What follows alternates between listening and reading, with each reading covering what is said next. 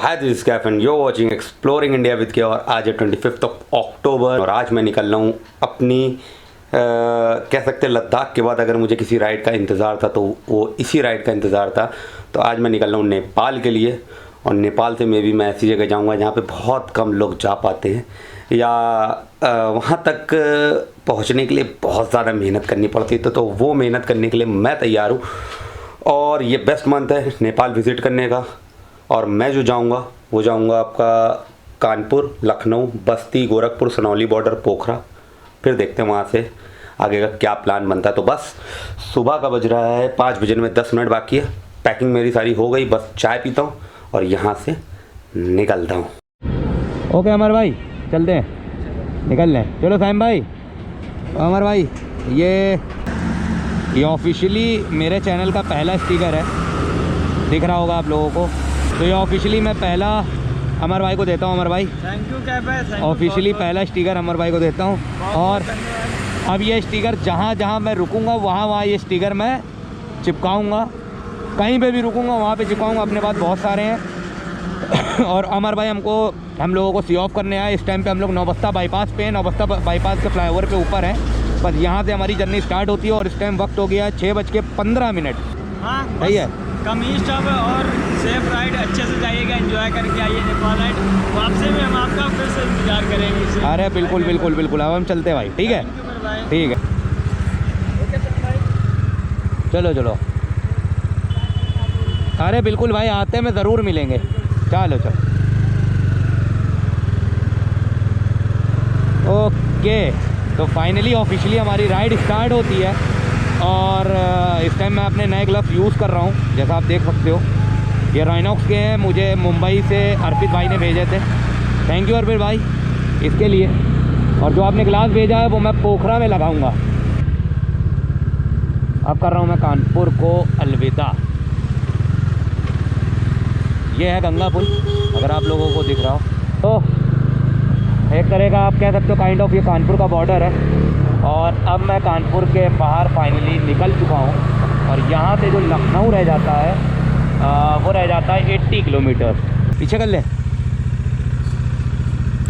तो अब यहाँ से पेट्रोल फुल करा लिया, टैंक फुल करा लिया मैंने। यहाँ से अब निकलते हो, इस टाइम हो रहा 6:47, मतलब काफ़ी लेट है हम लोग। अपने शेड्यूल टाइम से लगभग 1.5 घंटा हम लोग लेट हैं। और यहाँ से गोरखपुर है 348, अयोध्या है 216 और सीतापुर है 160। और लखनऊ है यहाँ से 73 किलोमीटर। यहाँ से बाराबंकी है 110। तो गोरखपुर आ रहे हैं हम। अब जल्दी से पहले लखनऊ क्रॉस करते भाई साहब। उन्नाव 17 किलोमीटर। तो इस टाइम पर मैं आ गया हूँ कानपुर से लखनऊ के बीच में सिर्फ एक ही टोल गेट आपको मिलेगा और ये टोल गेट आपको नवाबगंज में मिलेगा। मगर एक चीज़ बताऊँ, सही बता रहा हूँ, कानपुर से लखनऊ की रोड आज तक साली सही ना हो, आज तक ना सही। और कंपेयर टू अगर लखनऊ से कानपुर अगर आदमी जाता है ना तो रोड आपको बहुत अच्छी मिलेगी। मगर कानपुर से लखनऊ की रोड इतनी पैची रोड है, इतनी पैची रोड है कि बस क्या बताऊँ। अभी तक टाइम हो रहा है 7:22 और यहाँ से लखनऊ रह गया 40 किलोमीटर।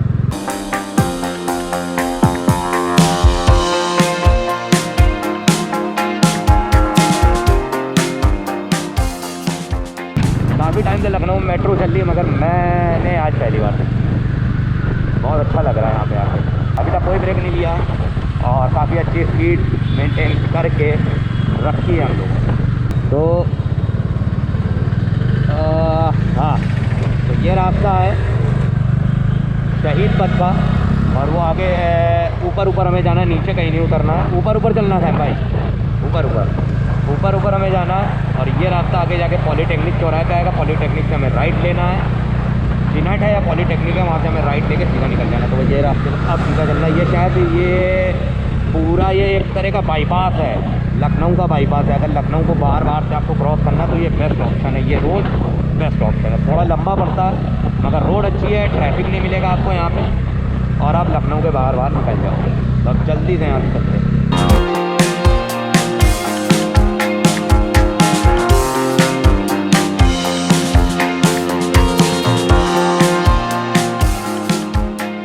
GoPro Hero 7 में पता नहीं क्या प्रॉब्लम है, ये सारे GoPro में है। 7 में कभी भी बैटरी अच्छी खासी 46% बैटरी अपने आप ऑफ हो गया, यहाँ पे रुकना पड़ा, फिर बैटरी निकाल के फिर से लगाया, तब जाके दोबारा से ऑन हुआ। और ये बाय डिफ़ॉल्ट प्रॉब्लम है GoPro में।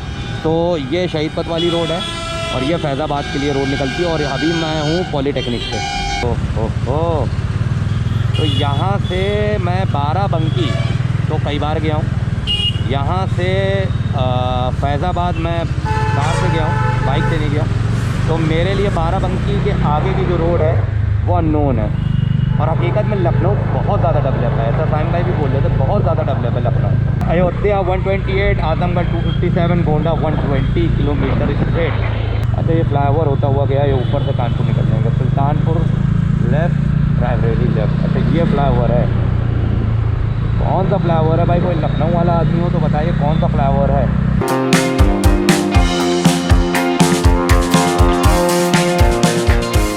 और ये अच्छा अहमदपुर टोल प्लाजा है। और हम लोगों का स्टॉप रुकने का मन है, चाय ब्रेक लेने का मन जो है वो है फैज़ाबाद में, और फैज़ाबाद यहाँ से रह गया है 75 किलोमीटर। तो हम लोग फैज़ाबाद से 70 किलोमीटर पहले रुके, क्योंकि मौसम बहुत ठंडा हो रहा है, बहुत ज़्यादा ठंडा हो रहा है मौसम।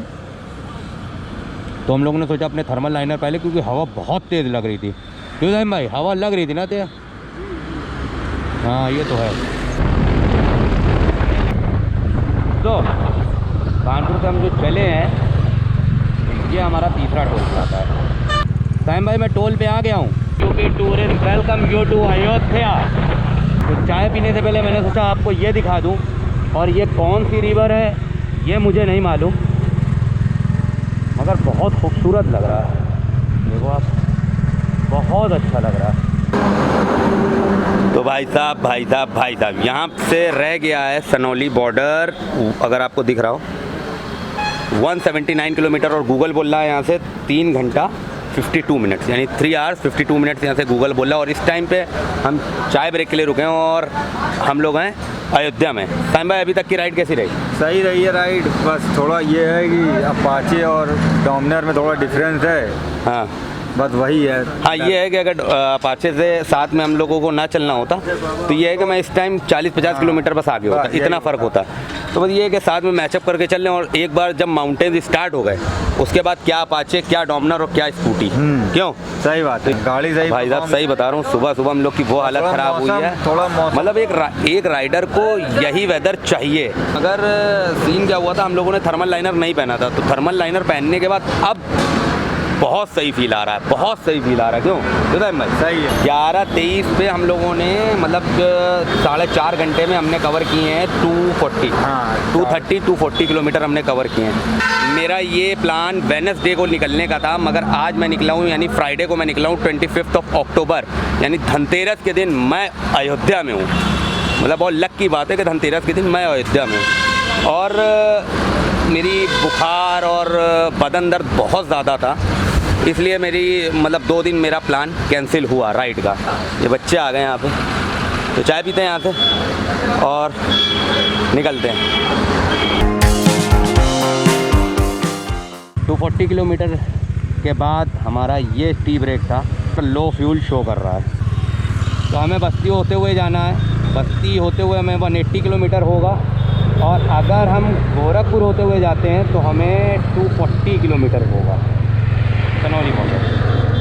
पोखरा जल्दी पहुँचें, क्योंकि कल हम स्टे करेंगे पोखरा में। पोखरा अच्छे से एक्सप्लोर करूँगा, देन उसके बाद असली राइड जो है वो उसके बाद स्टार्ट होगी, जिसके लिए हम लोग जा रहे हैं वो राइड उसके बाद स्टार्ट होगी। कौन सा टोल है? अरैया चौखड़ी बता रहे हैं। और यहाँ पे जितने भी टोल मिले हैं मुझे अभी तक, चाहे वो नवाबगंज का हो, चाहे उसके बाद के ये चौथा टोल है, सारे टोल बहुत बड़े मिले हैं। और सही बता रहा हूँ, लखनऊ क्रॉस होने के बाद की जो रोड है वो ऐसी रोड है कि मतलब मज़ा आ जाए, आप इस पर राइड कर लो। और ऐसा वेदर हो तो फिर क्या बात, क्या बात, क्या बात। सनौली बॉर्डर, हाँ उधर से पड़ेगा, पीछे जाना पड़ेगा, उधर से जाना पड़ेगा। आगे से भी तो उल्टे हाथ पे बता रहे हैं। आगे से भी तो बता, आगे से बता रहे। इधर से आगे से लेफ्ट से हाँ। दूर पड़ जाएगा आपको। कितना? अरे तब वो जाएगा, अरे वो ये आपको पड़ेगा 70 किलोमीटर। इधर से जाओगे तो तुमको नगीच पड़ेगा। ये वाला बन गया रोड, इधर वाला निकल लो, सीधा रोड इधर से पड़ गया एकदम। यहाँ से लेफ्ट लेफ्ट सीधा सीधा वही रोड चल जाओ एकदम। अच्छा, वो भी जाएगा, ये भी जाएगा। अच्छा। आगे से सीधे कहीं छोड़िएगा, आगे बिल्कुल सीधा। सीधा एकदम। भाई थैंक यू, भाई thank you, thank you. Okay, और यहाँ से ये ब्रिज के नीचे से ही हमें लेफ़्ट लेना है। भी बोल रहा है कि यहाँ से लेफ़्ट लेना है हमें। ओके, तो ये है नेपाल का सनौली बॉर्डर का ये रास्ता। चलो, इतने गड्ढे तो पूरे कानपुर से लेके यहाँ तक में नहीं पड़े जितने ये, जैसे ही हम वो पुल के ब्रिज के नीचे से, जैसे ही फ्लाईओवर के नीचे से मैं मुड़ा हूँ, उसके बाद तो गड्ढे पे गड्ढे चालू हो गए। मतलब ये देखिए आप, बेहतरीन, बहुत मज़े के। ओके, सो हम लोग खेतों के बीचों में रुके हुए हैं और ये रोड जो सीधा ये रोड जाती है सनौली बॉर्डर, और यहाँ से कुछ लोग बता रहे हैं 80-85 किलोमीटर यहाँ से सनौली बॉर्डर है। और मैंने जो गूगल पे देखा है, नहीं, एक रूट दिखा रहा था 108 और एक रूट दिखा रहा था 100 किलोमीटर। तो मतलब मोस्ट प्रॉब्ली 2 घंटा लगेगा हमें। 100 किलोमीटर या 80 किलोमीटर जो भी है, हमें 2 घंटे से ज़्यादा अब यहाँ से। रोड सिंगल है, ख़राब रोड है। हाँ, बस ये बात है, तभी तो 2 घंटा मैं जोड़ रहा हूँ कि 40 किलोमीटर भी अगर ऐड करो, 40-50, तो 2 घंटे में हम पहुँच जाएंगे। क्यों? मतलब वेदर बिल्कुल राइडिंग के हिसाब से, आज का वेदर हम लोगों के लिए है बिल्कुल राइडिंग के हिसाब से। क्यों ना, बिल्कुल थकावट कुछ नहीं। मेरी सुबह तबीयत कुछ गड़बड़ थी, हाँ, दवाई ववाई ली, उसके बाद अब जो है बिल्कुल मस्त हो गई, बहुत सही हो गई इस टाइम पे तबीयत। और अब डायरेक्ट यहाँ से सनौली बॉर्डर चलते, क्योंकि वहाँ से जल्दी क्रॉस करके हमें पोखरा पहुँचना है, क्योंकि बहुत ज़्यादा लेट नहीं कर सकते, हमारे लिए ये अननोन एरिया है। तो अब यहाँ से जल्दी से बॉर्डर पे चलते हैं, भंसार बनवाते हैं। वो सारी डिटेल आपको सब कुछ मैं बताऊँगा, बस आखिरी तक देखिएगा, सब कुछ आपको पता चलेगा कैसे क्या होता है स्टेप बाय स्टेप। चलो भाई चलते हैं, और बड़ा अच्छा लगा मिलके। चले भैया, बहुत अच्छा लगा। हाँ भाई, अरे यार हम लोग कैंपियरगंज में हैं, तो कैंपियरगंज के ये मार्केट है। ऐसी मार्केट न जाने कितनी अभी हम लोगों को पीछे मिल चुकी हैं, जिसमें बहुत ज़्यादा रश है। और शटल बैग लगा के ऐसी मार्केट को डॉच करना थोड़ा मुश्किल है। यहाँ से हमें लेफ़्ट लेना है आगे। मतलब रोड तो मतलब बीच में 100 मीटर 150 मीटर के पैच जो है आपको सही मिल जाएंगे। बाकी तो रोड क्या बताऊं, अब रोड मुझे लग रहा है कि कुछ सही है। ओके, तो यहाँ से सनौली दिखा रहा है 30 किलोमीटर, और पिछले 4 किलोमीटर से ही वो 30 किलोमीटर ही दिखा रहा है सनौली। मैं सैम भाई का वेट कर रहा हूँ, सैम भाई कहाँ गए? आ गए। चलो चलो, और इस टाइम वक्त हो रहा है 3:37 PM सनौली। तो यहाँ से हम लेंगे राइट। अब ये वाकई में 30 किलोमीटर है कि फिर 2 किलोमीटर फिर आगे हम जाएंगे तब भी 30 दिखाएगा।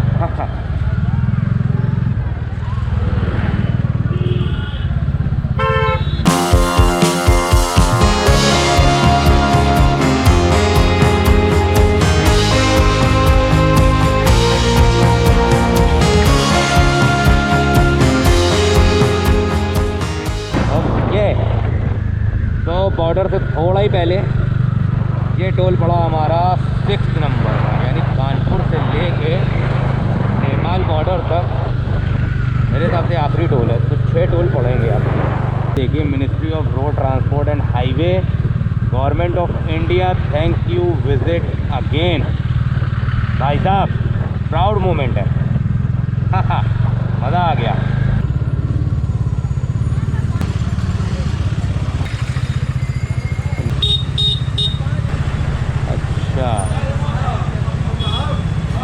Government of Nepal, welcome to India लिखा हुआ है।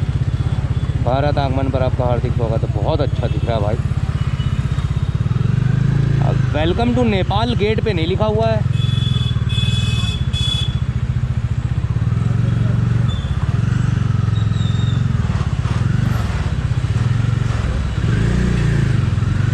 पर भाई साहब, यहाँ तो बहुत लंबी लाइन है। लुम्बिनी 26 पोखरा, तेरी ओके, तो टाइम हो गया है 5:31। हम लोग को कितना टाइम लगे यहाँ पे? लगभग 1 घंटा लग गया ना। 1 घंटा हम लोगों को लग गया भंसार में, करेंसी एक्सचेंज में और सिम में। और ये सारी चीज़ें कैसे, कितने का मिला, क्या उसमें पैकेज है, सिम में कितने GB डाटा मिला, ये सारी चीज़ें मैं आपको वीडियो के एंड में बताऊंगा। और यहाँ पे मैंने अपना एक स्टिकर लगा दिया है, ये मैंने अपना एक स्टिकर लगा दिया है, मेरा पहला स्टिकर नेपाल में। अब यहाँ से घुमा के चलते हैं, तो अब हम खाएंगे पहले जाके कुछ, उसके बाद ही कुछ होगा, क्योंकि यहाँ पे बहुत ज़्यादा रश है। यहाँ पे रोक के कुछ खाना तो और लेट हो जाएगा। और अब हम यहाँ से निकलेंगे, पोखरा जाएंगे, तो हमें बच जाएगा 11। और मेरी प्रायर बुकिंग मैंने पहले से कर ली है होटल की। यहाँ पे आगे टूरिस्ट और उसका सामने ऑफिस है, तो वहाँ से मैंने कर ली। मुझे एक अच्छी डील मिली तो मैंने कर ली, वो भी मैं आपको वीडियो के एंड में बताता हूँ। ओके, तो सनौली बॉर्डर क्रॉस करने के बाद ये हाल है ट्रैफिक का। मतलब ट्रैफिक तो हर जगह है भाई। और यहाँ की मतलब जो नेपाल की जो नंबर प्लेट है वो बड़ी अजीब भी कह सकते हो और आप अलग भी बोल सकते हो। रेड कलर की है और रेड पे वाइट है। इस तरह का एक्सपीरियंस मैंने पहले कभी नहीं लिया था। जैसे करेंसी एक्सचेंज का, भंसार तो काइंड ऑफ आप परमिट बोल सकते हो। जैसे आप किसी भी पास पे जाते हो तो परमिट लगता है, आप काइंड ऑफ परमिट बोल सकते हो। तो 5:38 हो रहा है, अभी वहाँ से निकले कैसे करके डॉज करके निकले ट्रैफिक को। बस अब 11 बज जाएगा मोस्ट प्रॉब्ली पोखरा पहुँचते पहुँचते। अब यहाँ से पहले चलते हैं क्योंकि हालत डाउन हो चुकी है, क्योंकि सुबह से कुछ भी नहीं खाया है। गुप्ता होटल बुटवल, ट्रैफिक चौक। चाय भी मिल जाएगी? चाय? हाँ, चाय नहीं मतलब खाने के बाद अगर चाय पीनी हो तो यहाँ आसपास भी नहीं मिलेगी? चाय वो नीचे मिलेगा आगे। ये तो मेरी तबीयत फिर से थोड़ी सी ख़राब लग रही मुझे। मैंने अभी दवाई ली है और हिली एरिया स्टार्ट हो गया। और यहाँ से पोखरा पहुँचने में 4-5 घंटे में लगते हैं। हम काफ़ी लेट है, बॉर्डर पे काफ़ी लेट हो गया था। तो अब ये जितना भी सीन है जो रात का है फ्रॉम नेपाल बॉर्डर टू पोखरा, ये इस ब्लॉग में तो आपको देखने को नहीं मिलेगा क्योंकि रात हो गई है। जब मैं लौटूंगा तब आपको ज़रूर दिखाऊंगा। ओके, तो आप खुद ही देख लो रोड। काफ़ी देर से ऐसी रोडों पे बाइक चल रही है और मैंने सोचा था कि पोखरा का जो रास्ता है वो अच्छा होगा, मगर बहुत ज़्यादा ख़राब है।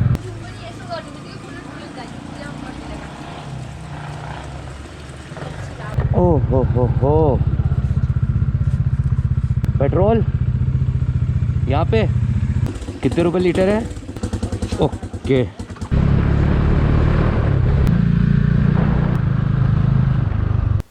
तो ये रहा नेपाली 1000 रुपीज़ का नोट, ये रहा 100 रुपीज़ का नोट और 500, 10 रुपीज़, 5 रुपीज़। वैसे है तो बहुत सारे नोट, तो और 50। तो हम लोग पोखरा आ गए, सही से टाइम से आ गए। तकरीबन 11 साढ़े 11 बजे हम लोग आ गए यहाँ पे। और हम लोग को आए हुए 1 घंटा हो चुका है। और सही बता रहा हूँ, मैं मतलब शुरुआत से चीज़ें बताता हूँ आपको फ्रॉम जब हमने एंटर किया था।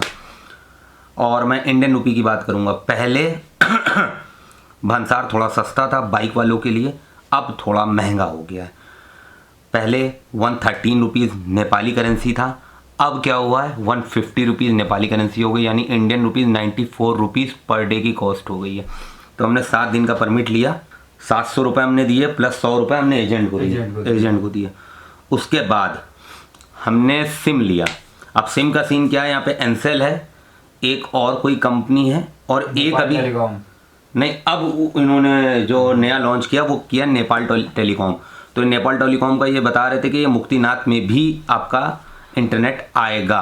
तो उन्होंने हमसे जो चार्ज किया वो 250 रुपये सिम का चार्ज किया, जिसमें 50 रुपये टॉक टाइम दिया हमें, और 250 रुपये का इंटरनेट का रिचार्ज किया, जिसमें 1 हफ्ते का पर डे 1 GB हमें वो हमारे सिम में आ रहा है। तो एक सिम मैंने वो लिया प्लस भंसार बनवाया।